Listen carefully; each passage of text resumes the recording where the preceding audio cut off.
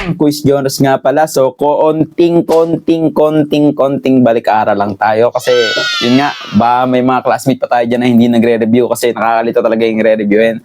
Dalawang major, Phil 3 at saka Phil 10. Kung di nagkakamali. Bali yung mga Friday na exam namin. So, ayun, simulan agad natin. So, balik tayo sa mga kayarihan ng mga salita. May apat lang naman doon. Apat lang tatandaan natin doon. Payak, may lapi, inuulit, at yung pangapat ay tambalan na. Napaliwanag na natin yung tambalan kanina. Solid dahil pinakinggan ninyo. So, ito, simulan agad natin. Number 1, payak. Ano ba yung pag sinabi natin payak? Ang payak ay salitang ugat lamang. Yun, salitang ugat lang. Kung ano yung word, yun yung word. Kung ano yung salita, yun yung salita. Kumbaga, wala nang katambal, wala nang kasama. Halimbawa, ito, kamay. Yan, kamay. Leeg. Yan, paa. Yan. Asawa. Yan, mga ganyan. Mga salita na isahan lang. Kanya, rektahan lang ba? Kanya, baso. Yan. Damit. Di ba? Payak yun. Mga salitang ugat lang. Kasi kapag nadagdagan na yan, kamay, yan. Magkamay. Pwede naman, bakit hindi? Basta mga ganun, pag nadagdagan na yung isang salita, yan yan, magkamay, kamayan, ganyan.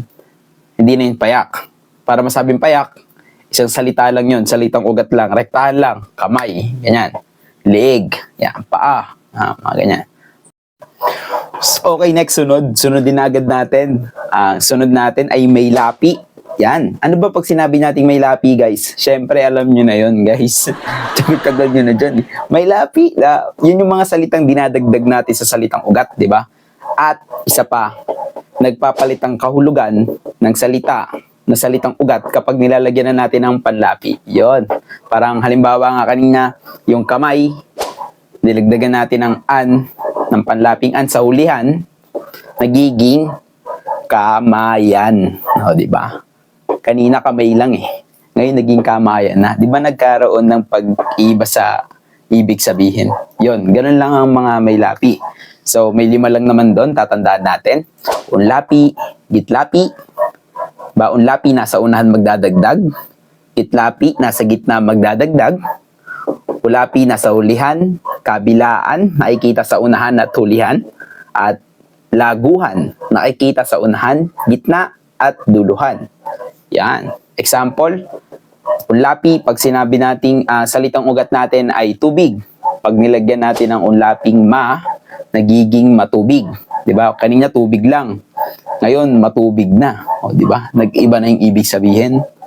Tapos pag sunod naman natin ay gitlapi, pag 'yung salitang ugat natin ay lakad, dinagdagan natin ng o nagiging lumakad na. Lakad lang kanina, ngayon lumakad ka na, 'di ba? At ang hulapi naman natin, halimbawa niyan ay hulaping in. Yan. Yung salitang ugat natin na sagot, lalagyan natin ng in, nagiging sagutin, 'di ba? Tol, pengin nga ako sagot. Tol, sagutin mo nga 'to. Magkaiba na, 'di ba?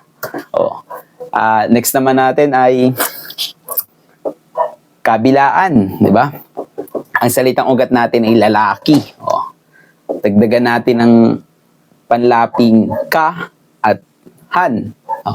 Kalalakihan. Yun na yun. Kabilaan. Ka at han. Kalalakihan.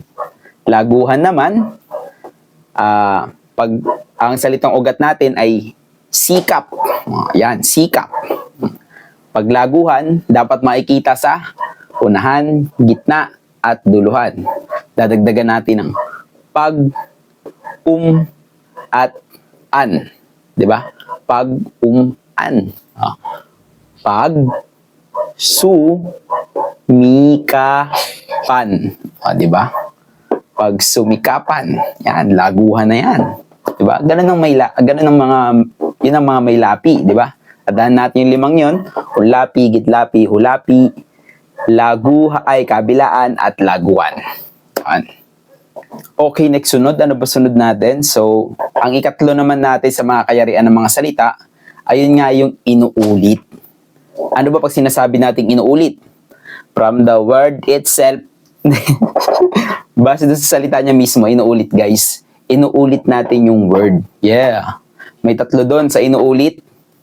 Nandun nga ang pag-uulit na ganap, pag-uulit na parsyal, at magkahalong pag-uulit na parsyal at ganap. So, example agad tayo para mabilis. Pag sinabing pag-uulit na ganap, ito yung salitang ugat, inuulit mo ng buo mismo. Walang dagdag at walang bawas. Halimbawa na lang nito ay taon. Salitang ugat natin, taon. Ulitin natin, taon, taon. Yeah, ganun lang. At next naman natin, kung gusto nyo pa ng isa, bahay. Yan, bahay, bahay. Di ba? Next natin agad para mabilis. Meron din dyan pag-uulit na parsyal. Yan. Pag sinabi nating pag-uulit na parsyal, syempre guys, from the word itself, pag parsyal, may part lang na inuulit. At yun ngayon nasa unahan. Halimbawa na lang nun ay from salitang ugat na uusok, uusok, magiging uusok. O yan, di ba? Uusok na siya. From usok lang, uusok na. Di ba? Or pwede rin na, yun, kanta. Yan. Pagka salitang ugat natin kanta, ginamit natin, ginawa nating pag-uulit na parsyal, kanta. O, di ba? Iba na. Kanina kanta lang, ngayon kakanta ka na. O, di ba? Or balita. Ayan. Bali-balita. Alam mo dun sa amin, may bali-balita dun. O, yun, di ba? Kumakalat na bali-balita. Ayan, ganyan. At pangatlo naman natin dun, nabigyan na natin yung inuulit na ganap, inuulit na pag-uulit na ganap, pag-uulit na parsyal, at yung ikatlo naman, magkahalong parsyal at ganap. Ano naman ang ibig sabihin nun? Pag ang salitang ugat ay may panlapi na, tapos inuulit mo pa rin yung salitang ugat. O, halimbawa na lang nun ay puting-puti. O, di ba? Yung puti, nilagyan natin ng dito, panlaping ng ng, naging puting-puti. O, di ba? Or, pwede rin yung sigla. Yan. From salitang sigla, salitang ugat, sigla, lalagyan natin ng panlaping ma. Yan. Magiging masigla na siya. Tapos, uulitin pa natin. Magiging masigla-sigla. Yon, ganun yun, di ba? So, easy, pero guys, remember, hindi lahat ng inuulit ay pwede natin i-category dun o ilagay natin dun. Halimbawa na lang nito ay paro-paro. Di ba? Nauulit, paro-paro. Dibdib, mga ganyan salita.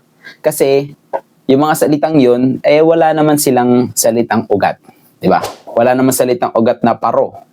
Di ba? Ang paro ba kalahati lang muna, tapos pag sinabing paro-paro, magiging dalawang pakpak. Hindi naman, di ba? So, yung ganun din sa dibdib. Hindi naman pag sinabi na may salita bang ugat na dib. Ayos yung dib mo ah. Dib-dib, dalawa. Hindi yun ganun. So, yun lang. Yun yung mga dapat tayo tandaan doon. So, sa mga kayarian ng salita, ito, reviewer natin, may 4 lang doon sa kayarian ng salita. Ano ulit yun? Payak, may lapi, inuulit at tambalan. Sa payak, salitang ugat. Sa may lapi, 5 lang. Yung lapi, gitlapi, hulapi, kabilaan, laguhan. And then, mabilisan na no? Sa inuulit, 3 lang din. Parsyal, ganap, parsyal, at saka, pinagsama. At saka sa tambalan, 2 lang din. Tambalang, ganap at di ganap. Yun lang yun guys. Maraming salamat. Sana may natutunan kayo. Good luck sa midterms natin. Hanggang susunod ulit. Yun. Have a nice day ulit sa atin lahat.